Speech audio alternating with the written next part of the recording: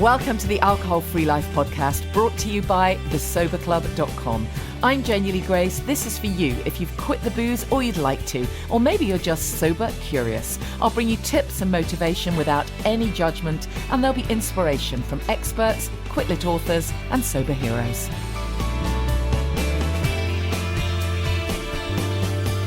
Hi and welcome to the podcast. I hope you're well. Thank you so much to everyone who responded to last week's pod. Wasn't it great? Kyle Gray, what an absolute star.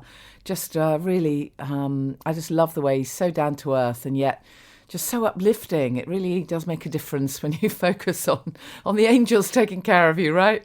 And focus on the good stuff, and just very grateful for that reminder that we have to keep our vibes high. I just think it's so important. I don't think it's ever felt more important than needing to just kind of keep yourself uplifted. And God knows we have to do it, don't we, with everything that's going on. Particularly when it comes to booze. I could not believe the conversations that have been, in the media this week around alcohol with all the, Partygate shenanigans and stuff. It's just so interesting. You hear it with completely different ears when you are no longer drinking. You really do, because you see alcohol for what it is. Let's not sugarcoat it. It's a drug. It's the most harmful drug if you take into account absolutely everything, harm to the economy and the health service and God knows what. As in the words of the great Jason Vale, alcohol is the only drug you have to justify not taking. And that was completely borne out, wasn't it, in the week with, when was it? Was it, I don't know, Tuesday or Wednesday, when there was all that furore about Sue Gray's report. And then the 1922 committee, it was Harriet Baldwin, wasn't it, who suggested that alcohol should be banned in Downing Street and in government departments. I mean, perfectly reasonable suggestion. I'd have said, number one, on account of it's a drug. Number two, on account of that's meant to be a workplace. Number three, on account of look at where, the mess it's got them into, literally. And Boris Johnson's response, oh, ha ha, we may not have won the Second World War if alcohol hadn't been available in Downing Street or something like that. I mean, just not funny. Actually, not funny.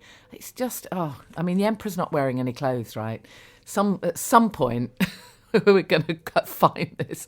But alcohol in the workplace, it's bonkers. It's absolutely ridiculous. I was really blessed this week to be able to do a little presentation for a company where the woman who runs it is a leader, a proper leader, who actually wanted to reach out to some of her staff members and offer them the opportunity to find out more about potentially ditching the booze and focusing on that in a completely positive way. That's well-being in the workplace, being able to, share that inspiration and inspire people that there's another way. And I really think if more leaders and bosses were like that, the workforce would be completely different, wouldn't it? Everything would change. Anyways, there's my rant for this week. I really hope you're all good, and it's starting to feel like summer, which is always helpful. I was really lucky to be able to go to Claire Pooley's book launch for her second novel. Obviously, anyone who's not aware, Claire is the author of The Sober Diaries. It was the book that changed my life, really, kick-started everything for me, completely changed my life, and because of that, I got the energy and the mojo and the support, really, to stop drinking. And then since then, Claire has become a mega successful novelist. It's so brilliant. I'm so happy for her. The Authenticity Project was just the most wonderful book. And now this new one, The People on Platform 5. So I was lucky enough to go to the launch at Daunt Books. And it was just so lovely to see Claire. So if you like your novels, make sure you get yourself a copy of that. Just a reminder that we have a couple of events. We have Sober by the Sea on June the 11th. There might be a space left. That's in Southend. It's a very tiny event. We focus on what it is you want for your life. You create a vision board. It's very relaxed. It's totally non-judgmental. Doesn't matter what stage you're at. You'd be very welcome if you're interested. And then on July the 17th, we've finally booked the Family Constellations Day. So that's going to be in Kings Langley in Hertfordshire. Family Constellations, too big for me to describe in a sentence, but have a look at some of the posts I've written about it. So if you go to thesoberclub.com and just click on events, you'll find it there. Anyways, this week's guest, oh my goodness, this is a big topic. You know that over the years I've touched on different aspects of nutrition and diet in inverted commas, and of course, we cannot deny the fact that when people stop drinking, often, not always, but often, there's a little voice in their head saying, "Oh, I might lose weight," or there's that kind of thread that runs through it. And we're a diet obsessed culture. There's no doubt about that either. And I, as I say in this interview, have really struggled with this one. Yes, I have done loads of diets in the past. Now, I don't think diets work, but I also I don't feel I've ever really found the absolute definitive answer until possibly now. This is a real, this is one of those interviews that's going to turn everything you thought you knew on its head. So I found Saskia Carr through her amazing work that she does on Instagram. She has a huge following. She's just absolutely brilliant at what she does. She's also going to do an exclusive session for us in the Sober Club, so very much looking forward to that. Enjoy this interview and do let me know what you think. I'm so pleased to be able to discuss the topic of intuitive eating, and really pleased that my guest is Saskia Carr, an intuitive eating, mindfulness and body image coach. There's so much we can talk about. Welcome, Saskia. I'm so pleased you could join us. Thank you so much, Janey. Excited to chat with you. Yeah, and especially as we've actually made it happen. You're in Sydney and I'm here. I mean, that's just amazing. The wonders of technology, right? The wonders. And we're all used to Zoom now, at least. Exactly. Just about. Yeah, just about. This is such a big topic. So I don't know how much we'll get to cover. But the reason this came about is because, on my podcast, I've covered obviously lots about nutrition and recovery, lots about the sugar monster that, so many people who've ditched the booze find that they this kind of sugar monster moves in with them and tells them they need ice cream at 2 a.m, or whatever. So we've spoken a lot about that. And then a few weeks ago, I interviewed someone who had written a book that was all about self-love. But this particular book was angled towards losing weight, if you need to lose weight. And my whole focus around this interview was to really look into this piece of how important it is to basically start to take care of yourself and, to want to be in the best health you can be. That's always been my raison d'etre.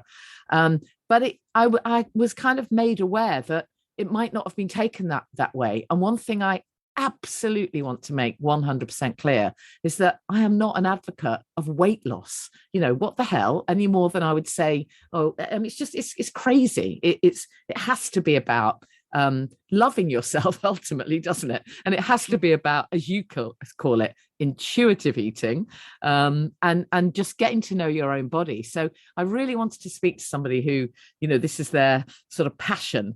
So, well, let's start with that, because you're 2 years sober, right? I am. Yeah. Yes. So you're the perfect person to kind of unpack all of this with, hopefully. So let's just start with that then. What is intuitive eating? What does it mean? Yeah. So intuitive eating is a self-care eating framework, and it has 10 principles. And essentially, we're all born intuitive eaters. We're all born knowing how to eat. We all born knowing to eat when we're hungry and stop when we're full. But over our lives, we pick up all these different external rules and basically forget how to trust our bodies. And we become alienated from our natural relationship to food and get sometimes overwhelmed by all these confusing and often contradictory rules. So for me, intuitive eating taught me how to trust my body's sensations again. And it felt like a homecoming. It's all about learning how to trust and listen to our bodies to tell us when, what, and how much to eat. So instead of saying, should I have this, or is this healthy, or do I deserve this? You get to ask yourself questions like, do I want this food right now? Or do I like how it tastes? Or am I going to enjoy it? Or how does it make me feel? Yeah, I love that. And I mean, I think that if we look back, depending on your age, your mum, your grandma, it wasn't always the same, was it? Because we didn't have such an industry around food years ago. It was much more a case of people ate what was grown locally, what was available, regular meals. There wasn't the diet culture that there is now, certainly not to the same extent. And there wasn't the kind of fake food, for want of a better word, ultra high processed foods that are just super bad for you and actually designed to make you want to eat even more, and not to mention the sugar. There wasn't the same amount of sugar and crap around, I don't suppose. So I think something changed over the years. And then, of course, we also became obsessed at some point with looking a certain way, with having to come up with a certain image. I mean, what's your view on how things have changed in, I don't know, 50, 70 years?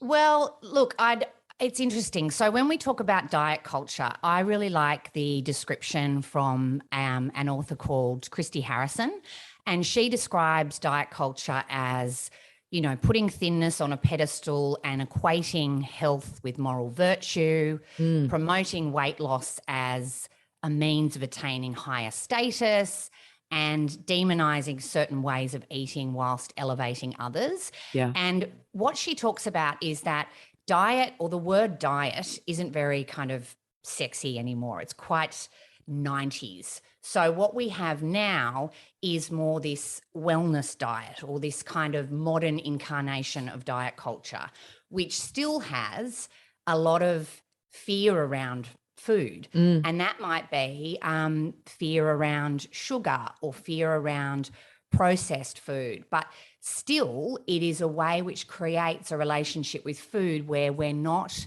100% peaceful with it, because whilst there may have been changes in the industry, when we take a food and we kind of feel fear around that food, or we elevate certain types of food and demonize others, it kind of gives food a moral value.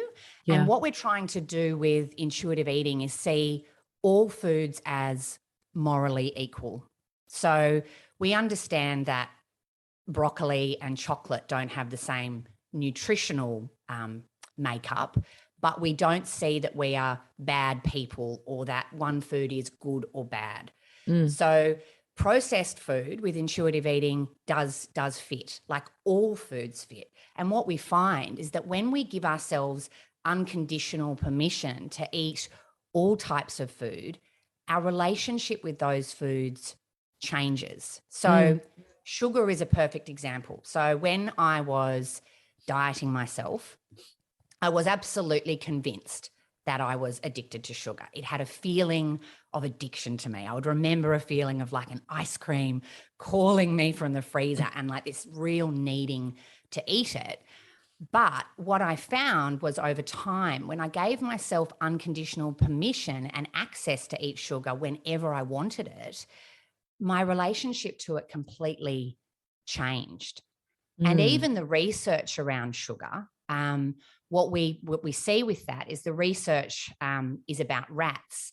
And when the rats have that out of control reaction to sugar, it is when they've been fasted or given intermittent access to sugar. So I know it can feel like addiction, but the whole concept of food addiction is, the research is quite questionable. And what we see from people is that when we're given access to food and when we stop having rules around it or what we can and can't have, we really change in the way we relate to it.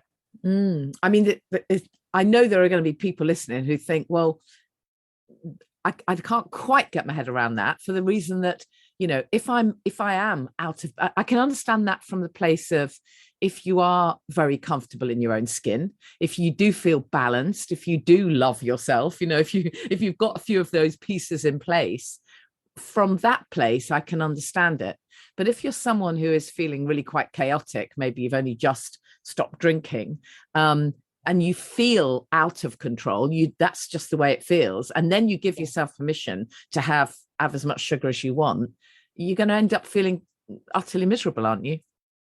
Well, look, it's one of the biggest fears people have with intuitive eating. So people say to me, if I gave myself unconditional permission to eat sugar, I would just it wouldn't end well. Around. Yeah. It wouldn't end well. I'd be sitting eating, ice cream all the time, and I'd never be able to stop. But it's not actually backed up by the research. So there is a whole body of research around habituation.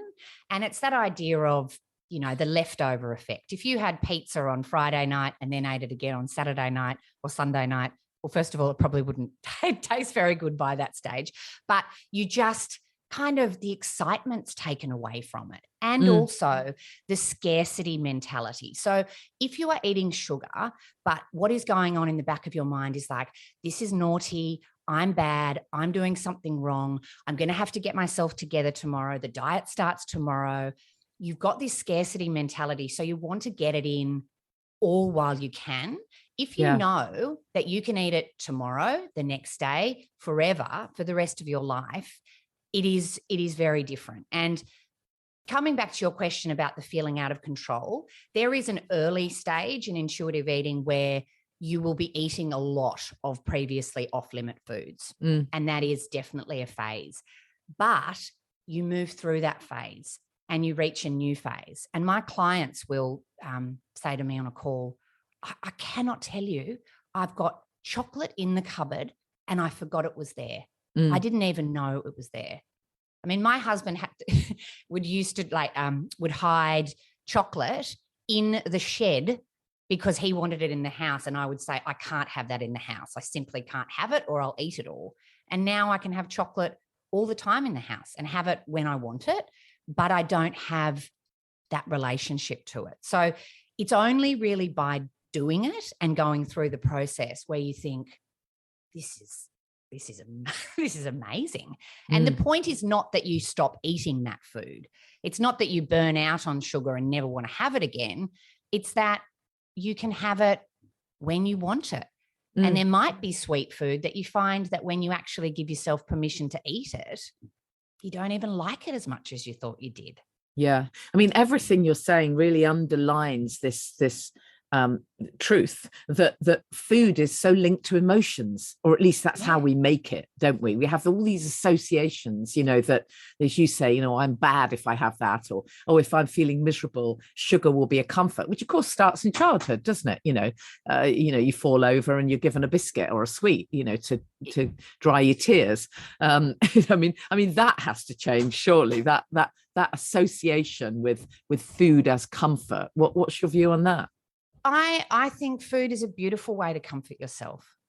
I think that if food is your only coping mechanism and you don't have anything else in your toolbox, that might start feeling not very good for you. But I think we've really demonized emotional eating. And I think food is a beautiful tool to comfort yourself. And it's a beautiful way to celebrate and connect with people. And I think in our culture, we have this thing like you should never eat for emotional reasons. Well, it is a beautiful way to do that. If it's used in the right, I don't want to say the right way, but in a way that feels good to you. And also we know that people with a dieting history are more likely to use food as a way to cope with their emotions because they have a setup of that scarcity of it. But I would say it is one of the tools that you can put in your toolbox. There's something about food which is grounding and can kind of help bring you back to the present moment. I had an experience the other day where I was feeling really angry and frustrated, and I went down to the kitchen and I was like, I want something crunchy. And so I got out some chips and I had this kind of crunch. You took it out on the chips. And it was like this really satisfying feeling. And I can now kind of have chips in a way that I eat how much I want and I stop when I'm done, and they fit. But I think it's okay to use food in an emotional way, particularly, when you're not when you're not restricting food or controlling your food, you have a very different relationship to it. Yeah. So do you not believe, do you believe then, do you think that certain foods, obviously I would say things like, highly processed foods, are, in inverted commas, addictive in the same way that, alcohol is addictive? I'm sure we can agree on that, right? Definitely can agree that alcohol is addictive. If on that sort of thought process, alcohol is addictive, and for someone like me, I don't have an off switch. So when I was drinking, the alcohol was addictive. I did not have an off switch, and so I couldn't stop at one. And it was a terrible combination. My husband, on the other hand, absolutely had an off switch. Was not a problem for him to have one drink and not drink again for 3 weeks, because it wouldn't cross his mind, because it wasn't a thing for him, right? But it was absolutely a thing for me. So in a similar way, do you think that some foods are addictive, and that therefore, if they are, and then there's someone who doesn't have an off switch to that food or that kind of food, they're gonna end up with an imbalance there? No, I don't think food is addictive. I definitely think alcohol, even like ultra processed foods and really, wow. No. So, and look, there's a lot of research to back that up, and I can share some of that with you, for your listeners to read. But I would absolutely agree that alcohol is addictive. We can agree on that. Good. On that. Good. There's a few things to point out. First of all, we don't need alcohol to survive. Absolutely. Whereas we do need food. Absolutely. We need food to survive. Abstinence is possible with alcohol, and it is not possible with food. And what we know with alcohol is that, having freedom around it doesn't work for the vast majority of us in this space. However, what I would argue is that the more you restrict your food and the more you control it, and the more rules you have around food, and the more you categorize it into good and bad categories, or processed or not processed, or whole foods or not whole foods, the more likely you are to feel out of control around that food. Right. And so it would be the opposite, I would say. I would say you need to allow yourself full freedom with food, in a way to not feel like that around it. I could be around processed food, not processed food. It doesn't change my relationship with it now that I have got rid of all those rules. Right. So I would say that there are foods that are going to be tasty and more palatable, but you don't find that sort of addictive behavior anymore in people who are intuitive eaters. Wow. And have given up those rules. Okay. That's really interesting. So I mean, how long does this process take then, with the way you teach intuitive eating? How long would that process take before you as you say, you might go through a phase where you kind of, it probably does seem like a relatively tricky balance that's going on, but how long does it take before you feel that that things are balanced? Because I suppose balance is where you end up, right? So that it feels balanced, or not, or does it not?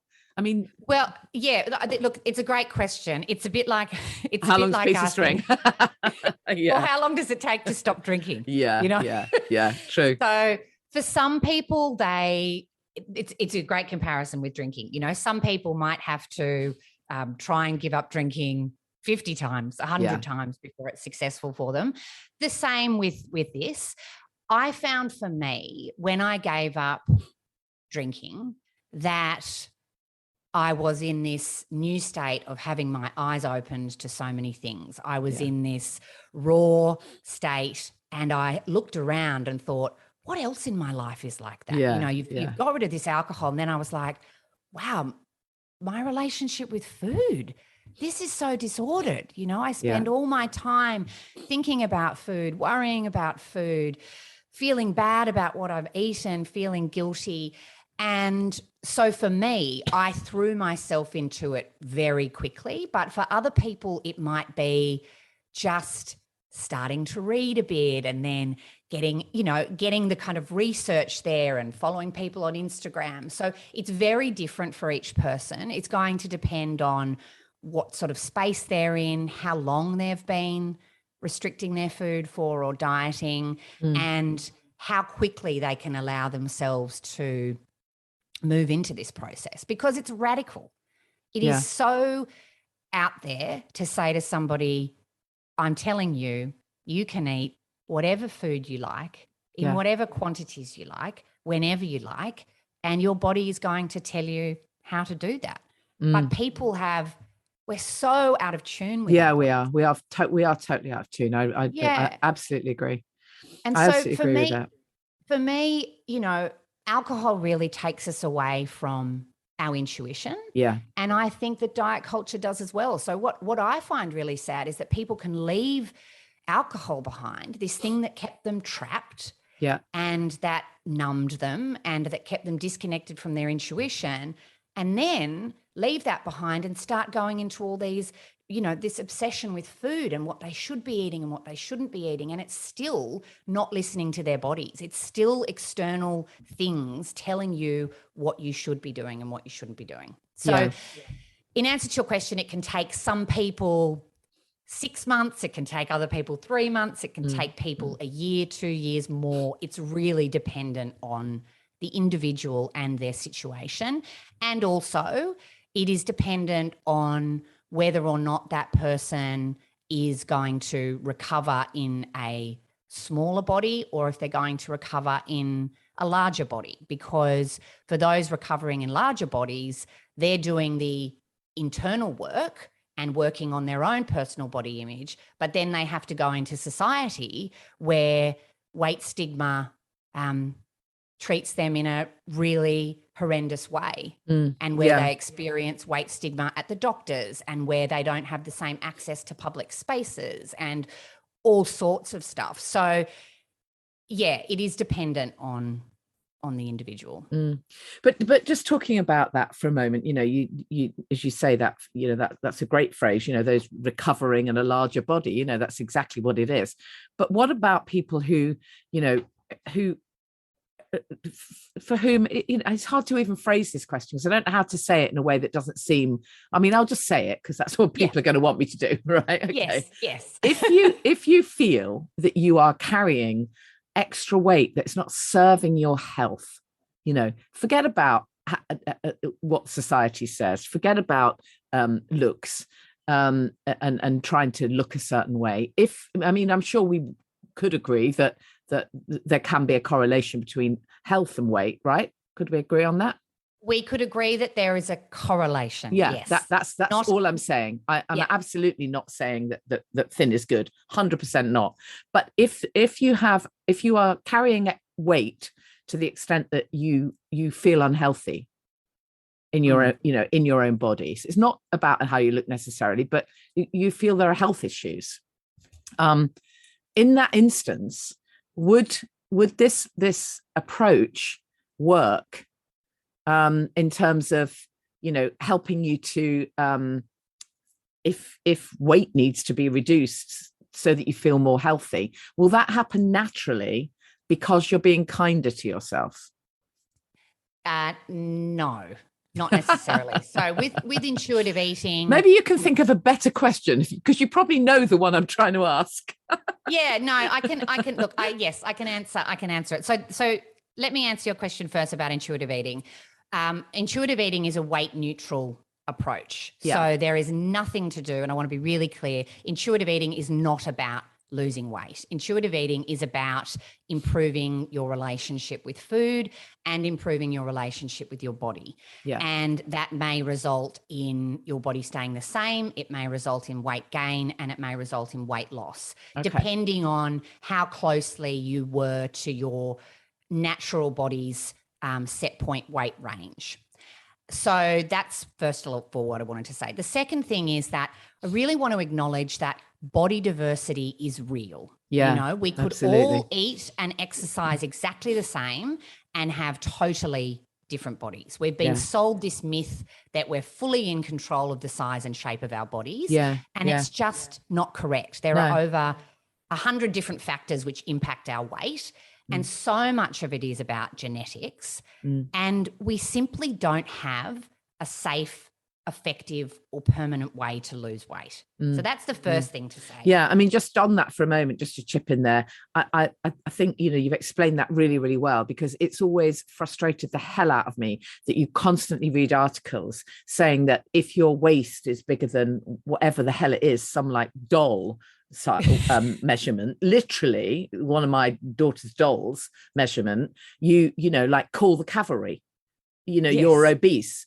And even with babies, this ridiculous fixation on weighing babies and measuring babies, and if they're not exactly a certain weight within a few weeks, I mean, what the hell is that even about? It's bonkers. And the whole BMI thing, I mean, what is this?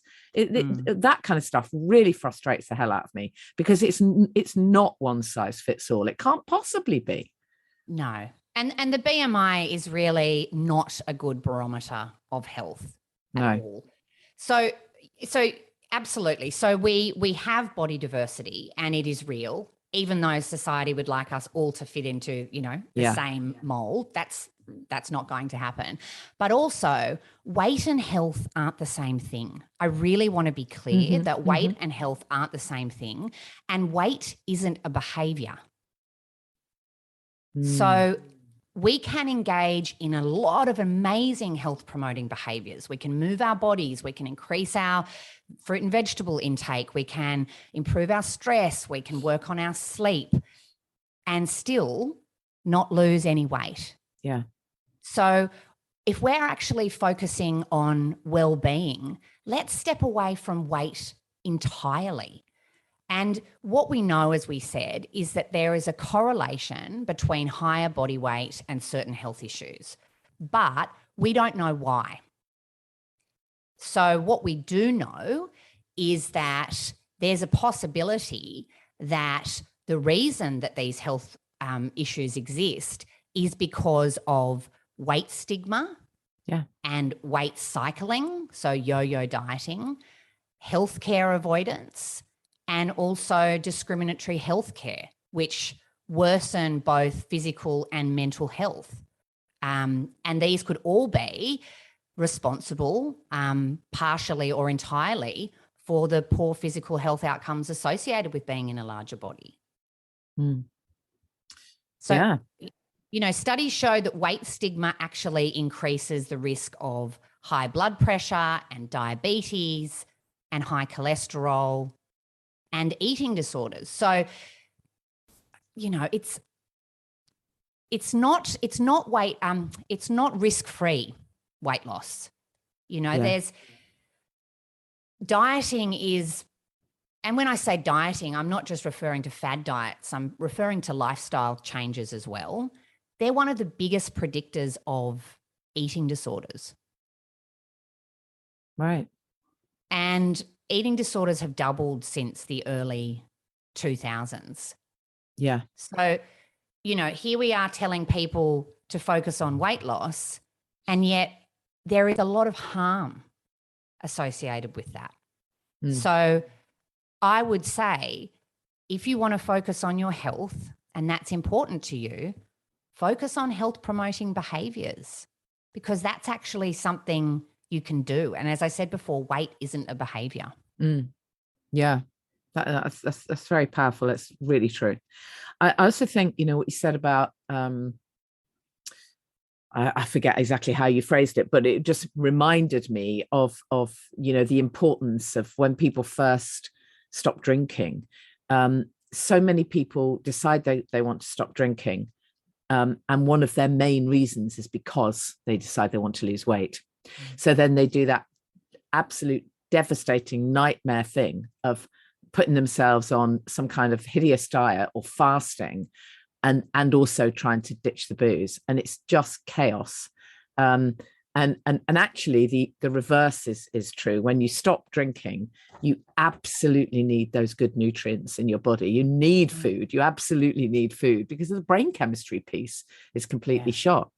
So I can see how, starting to focus on this approach, on intuitive eating, could really support that recovery process.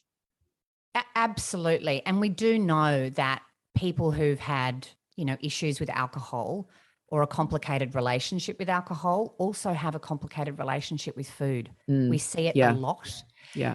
And what I find, it's changing, I've noticed a bit, but I find that because a lot of sober spaces do focus on weight loss or do hold weight loss up as a perceived benefit, this means that those spaces become really unsafe for people who are in larger bodies or those who have a history of eating disorders or disordered eating. So if you go to a website that is, I'm thinking of an Australian one at the moment, and they are talking about one of the benefits of giving up alcohol is that you'll lose weight.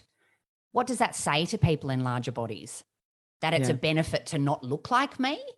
So it's increasing weight stigma, and it just makes these spaces really unsafe. And I know a lot of people who just feel pushed out of sober spaces because of that.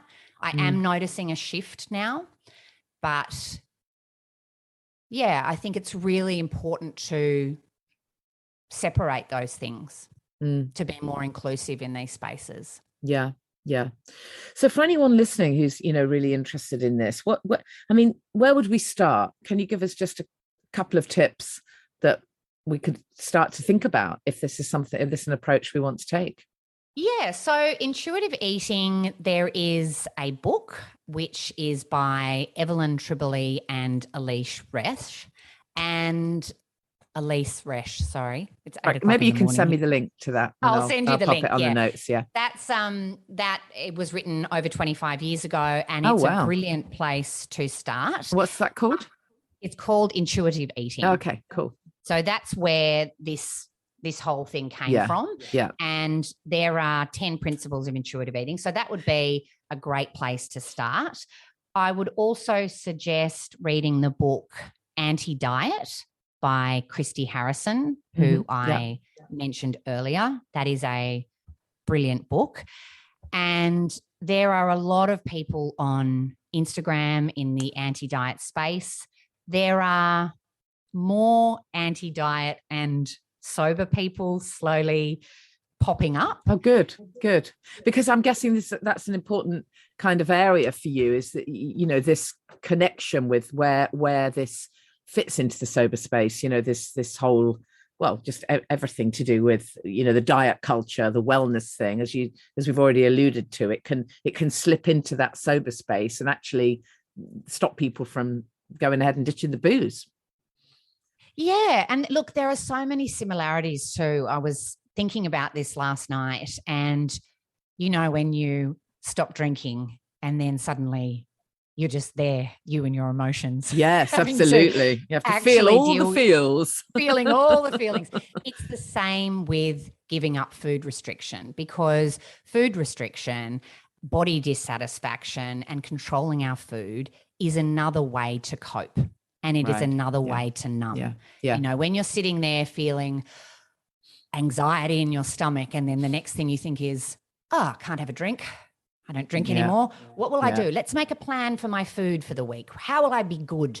This sense of setting yourself boundaries and controlling yourself and making sure you're okay. There's a lot of similarities. So once again, diet culture, or moving away from diet culture, is just peeling back more layers and just finding more about you and being even more raw. So it is another layer to peel back. And I feel that once you've seen what you see with alcohol, you begin to look, as I said, at other areas of your life and notice what's happening there as well. Yeah, absolutely.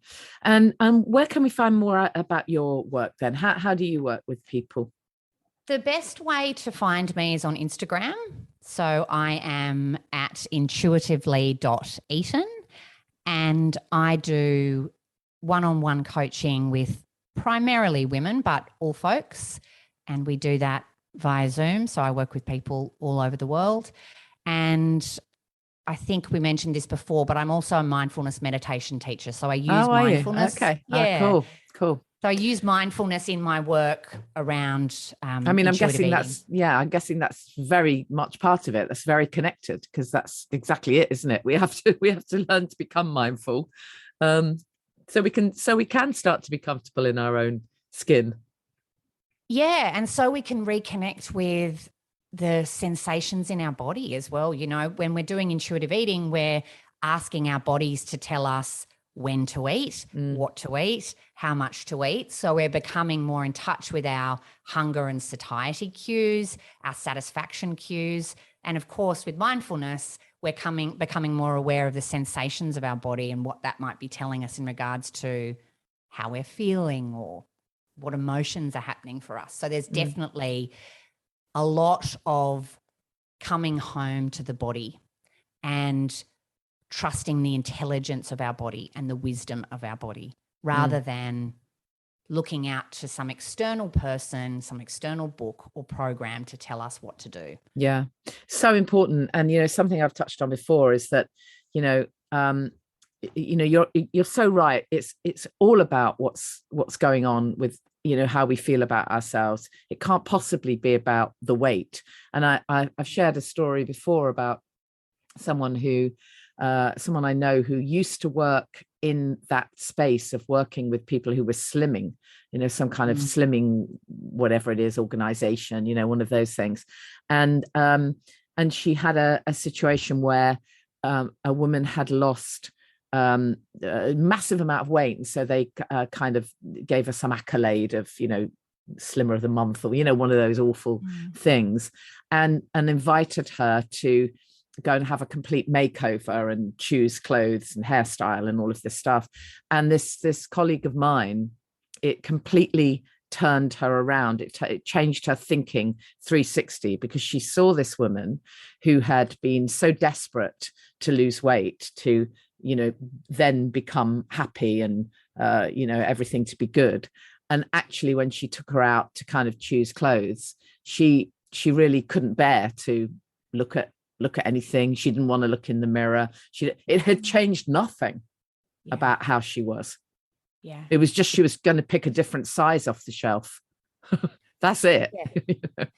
Yeah. You become more socially acceptable, but does it actually change anything internally? I think that can be a really devastating thing for people to realize, that they thought, if I just got to this weight, I remember thinking to myself, I know that I'll be happy when I get to that weight. I know that I'll be happy. And I did get to that weight. And then I was absolutely paranoid about maintaining it. Yeah. And it was such an anxious place to be. And it wasn't where my body naturally wanted to be. I was in a weight suppressed state. And we are taught by diet culture that our bodies are the way to get us happiness, success, respect, love. And it's an illusion. Our bodies can't get us those things. Yeah. They can make us more socially acceptable. They can make us closer to the ideal cultural body of the time, but they can't get us those emotional needs met.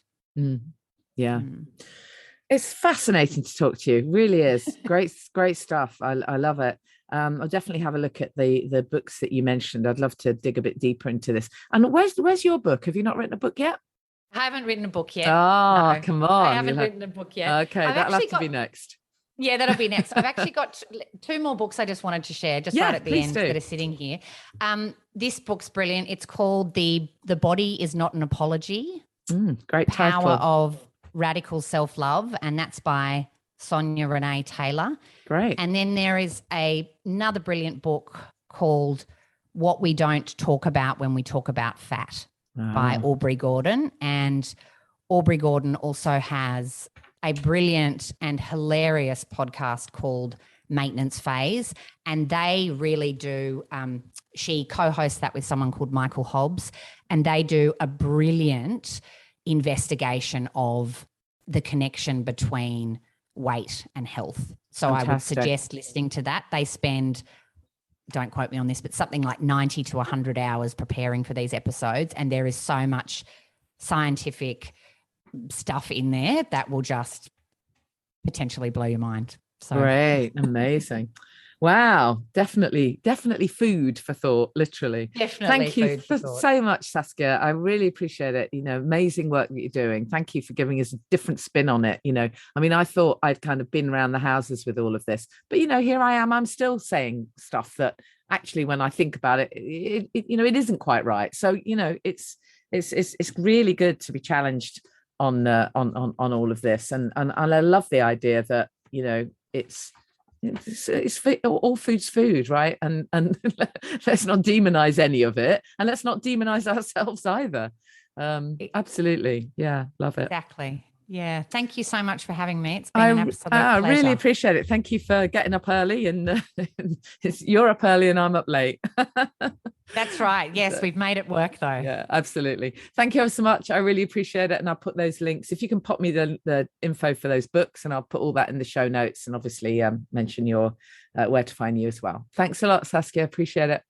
Wonderful. Thank you. So check out Saskia's work and the book that she mentioned. I've been really enjoying that. And make sure you, let me know what you think. I'd really love to know your views and what's worked for you with all of this. If body image and weight and so is something that's been on your radar, then I'd love to know. I'd love to know your view. Just a caveat to everything. I won't ever stray from my opinion that if you're in the early weeks, in the first few weeks of not drinking, it is really important to get the protein in with every meal. Eat intuitively if that's what you're going to do, but really encourage your intuition to remind you that you need protein with every meal in those early weeks, because it's all about the brain chemistry, which needs to kind of recalibrate. So I'm really hot on that when I work with clients one-to-one, or even the stuff we do in the Sober Club. Just make sure you get that good nutrition in the early weeks. So thank you so much for listening to the podcast. I'm just going to do a little plug for I signed up to one of those little buy me a coffee things last week. They're just those little things where you can make a donation. And the only reason I did this is because I realised that, of course, if you're a member of the Sober Club, you are supporting my work. And I'm so grateful to Sober Club members. It's such a wonderful community. But I know that not everybody wants to do that. And lots of people who listen to this podcast, for whatever reason, it's not relevant for them, or maybe you don't like online groups, whatever, but maybe you still might want to donate a little bit of cash to the podcast to keep everything going. It's a bit of a labour of love. And the reason that I did this is because I was listening to a podcast that I absolutely love. And the guy on there was saying, it's not free to do this, and if you'd like to contribute, please do. And so he gave his little Patreon thing. So I thought I'd just set up that little buy me a coffee thing. So I think you literally go to buymeacoffee.com/Janey Lee Grace. I think it's that simple. Anyway, I don't know. I'll put the link in the show notes. And if you want to buy me a coffee, mine's a flat white. Okay, that's if we get to meet in person, which would be even better. I just thought I'd throw that in. And thank you again for listening to this regularly. And for those of you who let me know how much you're enjoying it, really makes a difference. So thank you. And I've got some very exciting guests coming up in the next few weeks. I can't reveal all yet, just waiting for confirmation, but always got great guests. And don't forget, if you've got any suggestions for me, please drop me a message, and I'll see you next time. Thank you for listening to the Alcohol Free Life podcast, brought to you by the Sober Club. Please rate and review, and if you want support, accountability and inspiration, and you want to live your best life without the booze, check out thesoberclub.com.